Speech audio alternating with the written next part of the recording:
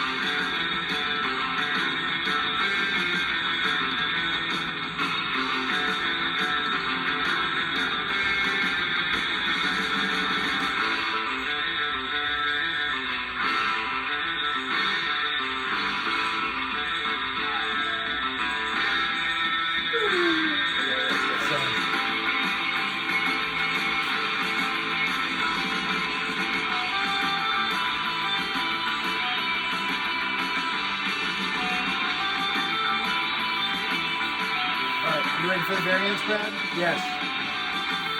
Gimme. Alright.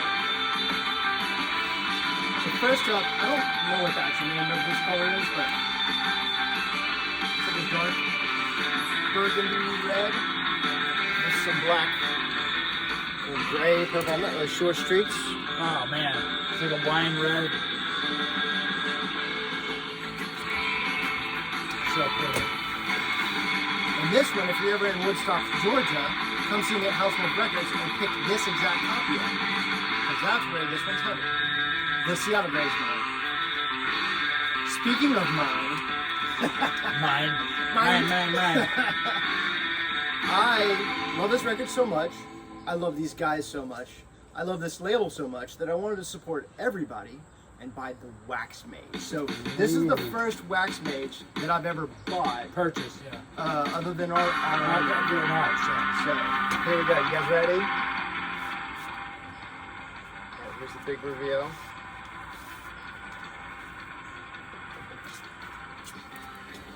oh man, You can like see through it, man. that's so crazy. Where's the thing? There we go. Oh, wow. So cool. That is so pretty. So, buy one of these. I don't know. I haven't seen a link to buy these yet, but if you want one, and they're limited, I think to 25 or something. That's all you get. All right. So if you want one, First come, first serve. yeah, contact Matthew at Colorado Instrumental Fanzine. There's a link in the description to the Bandcamp. So, all right, let's talk about that first track again. It went by so fast, I might have to put it back on while we're talking again. All right, we went there. Yeah, why not? It comes out swinging, man. Yep. Comes out swinging. There's just so much great things about it. It's got energy. It's raw. It's like, it's almost got like a edgy, punky feel, you know.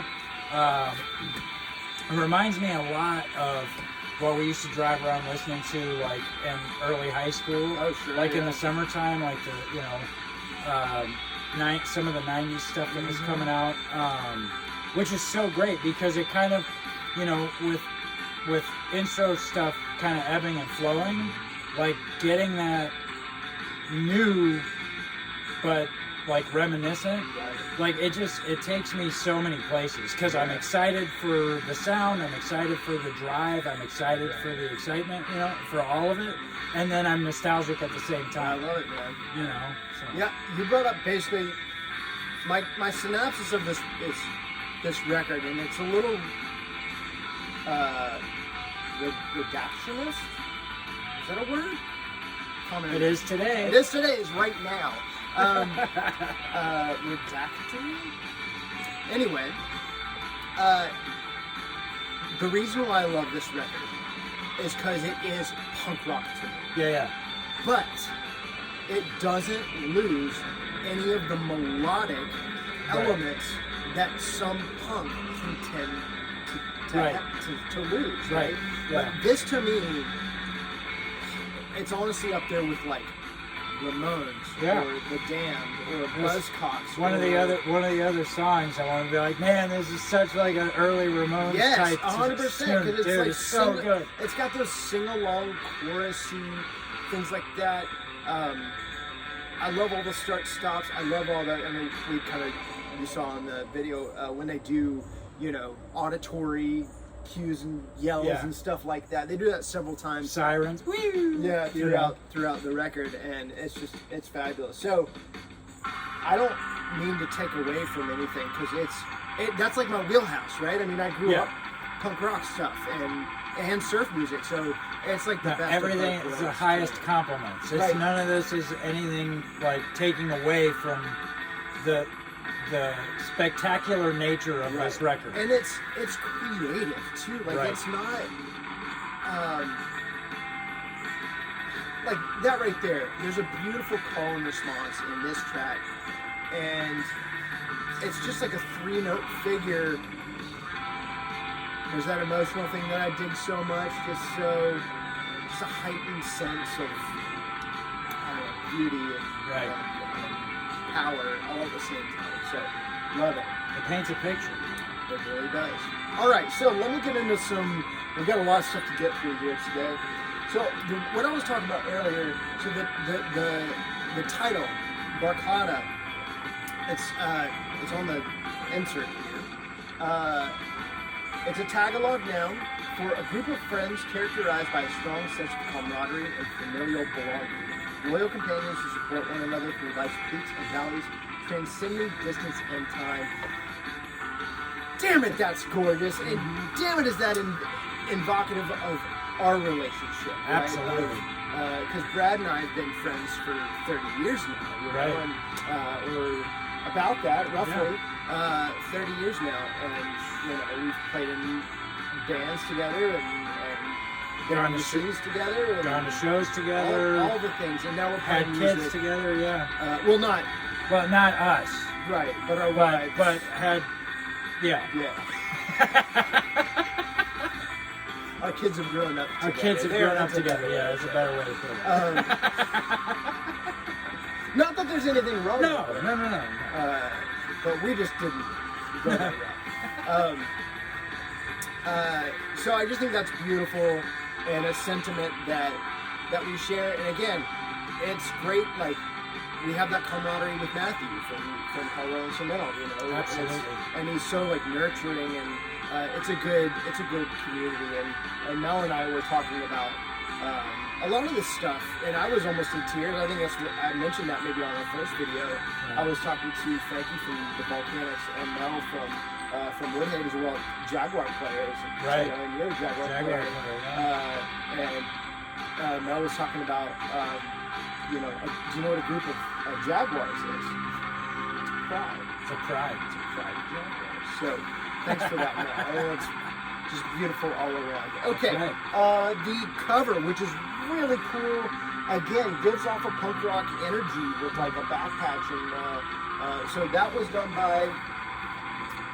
All right, so I got all my stuff here by Heather Alabato, which Mel, the head honcho, I guess, is Mel Anthony Alabato, so I'm assuming that they're related somehow. We've got Jay Hooten on guitars, Lucas, I've said your name before wrong, and I've said it multiple ways, so I'm sorry. It's Mahan, and Jeffrey Warden on drums. So, and Lucas also plays in Del Stroyers, which also played SU-101, and they were killer. Right. One of the reasons that you might have nostalgia for this album in the 90s is because it was recorded at and mixed by, engineered and mixed by Evan Foster from the Box Martians, which were a stalwart, you know, 90s surf garage stomp, and then later went into like power pop, you know, little touches of punk and stuff like that. Heck yeah. I think that's where that where that comes in, yeah. All right, Brad, I haven't been having luck with this player, so if you want to flip it for me, we're going to flip it to Andiamo. I don't know how to say that either. That's the problem with doing these videos sometimes, is you just don't know. Right.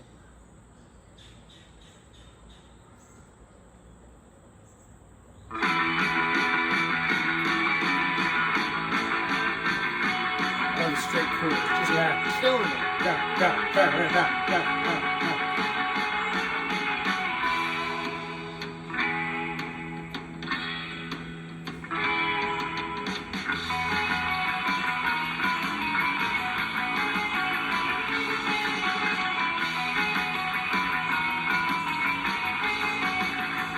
Lucas's bass setting is great.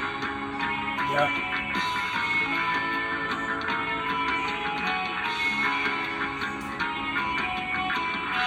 There it goes.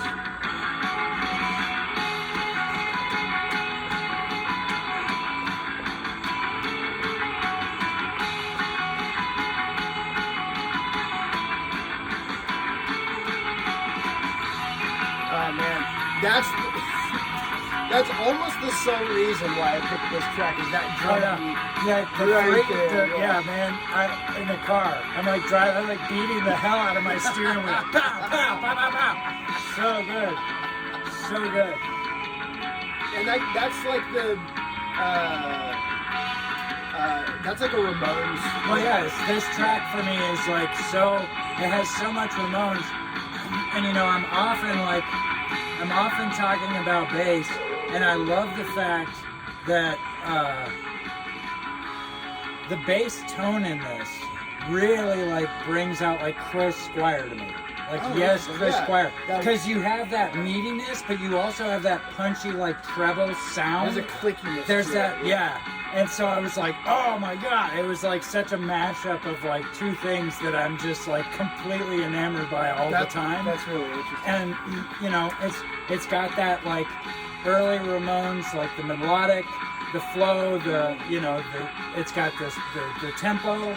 It's just straight up all the way across the board. This is a stellar track. Yeah. I mean, absolutely phenomenal, guys. Just love it. Oh man, I just repeat.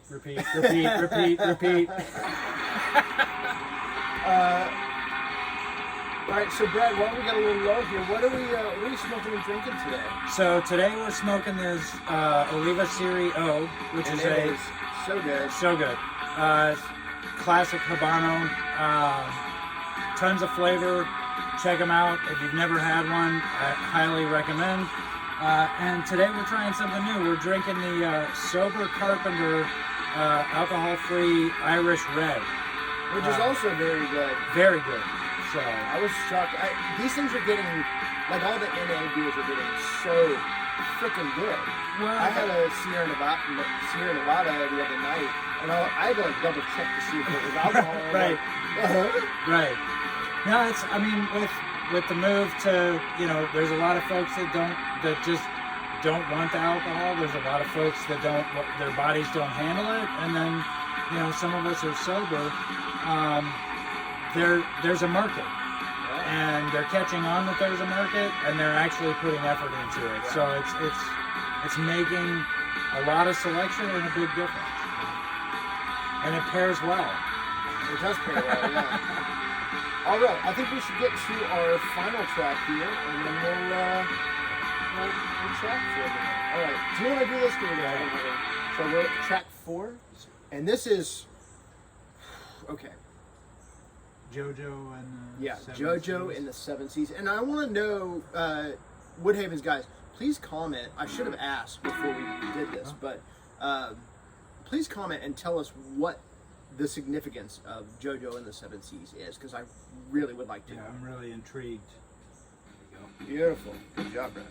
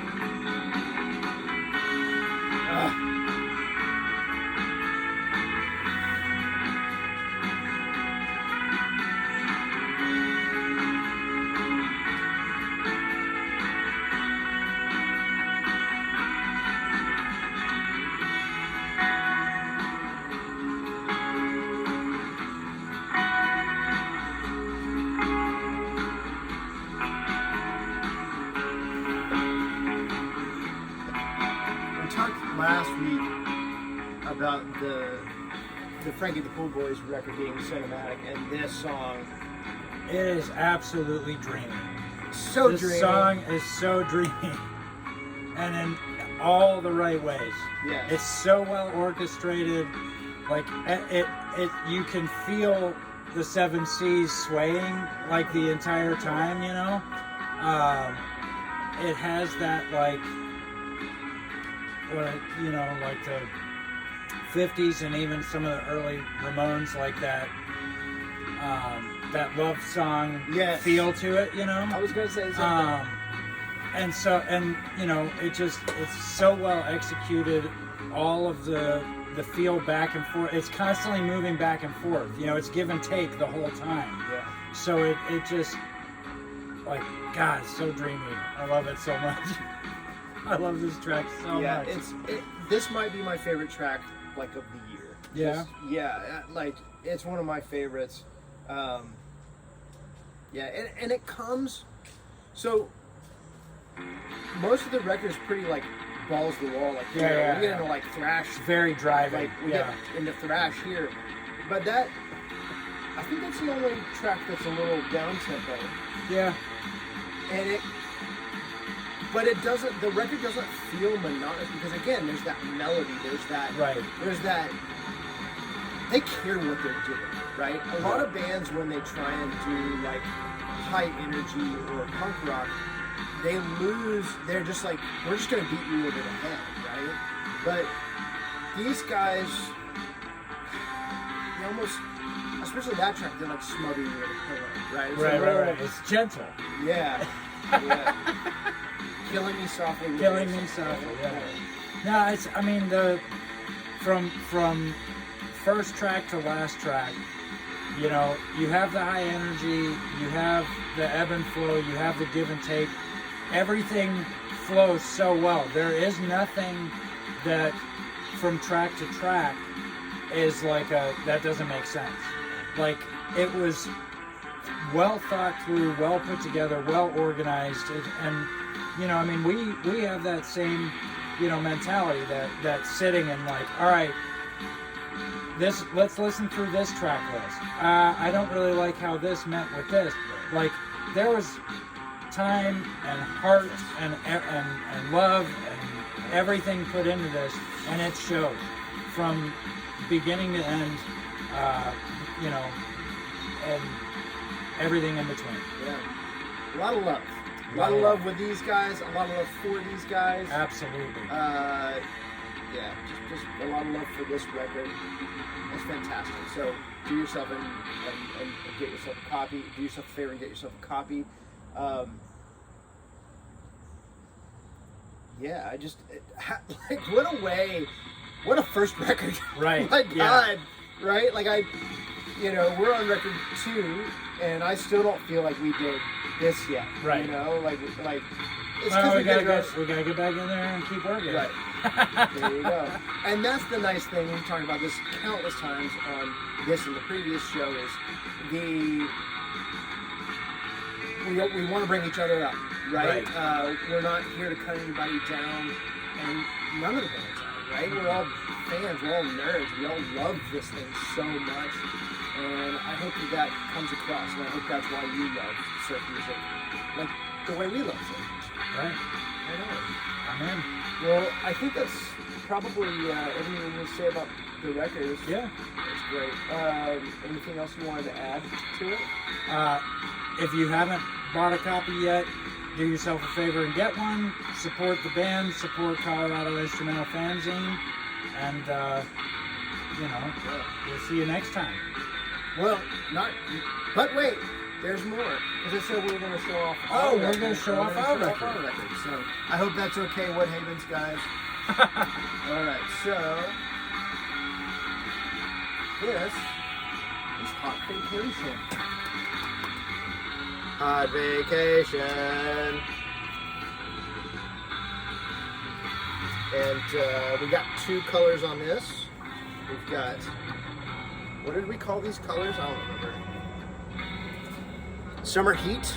Summer Heat, yeah. It's like Summer Sun, right? And it's technically opaque blood orange. I love it. It's just really cool. And then we have Summer Sun.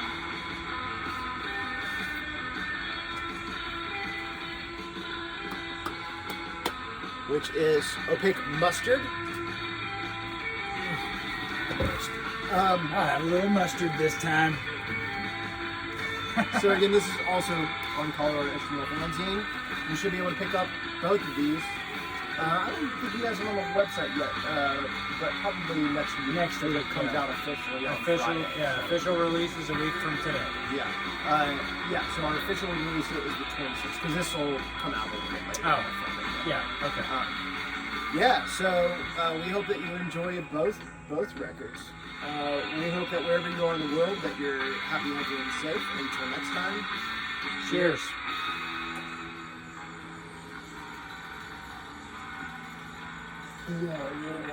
Yeah.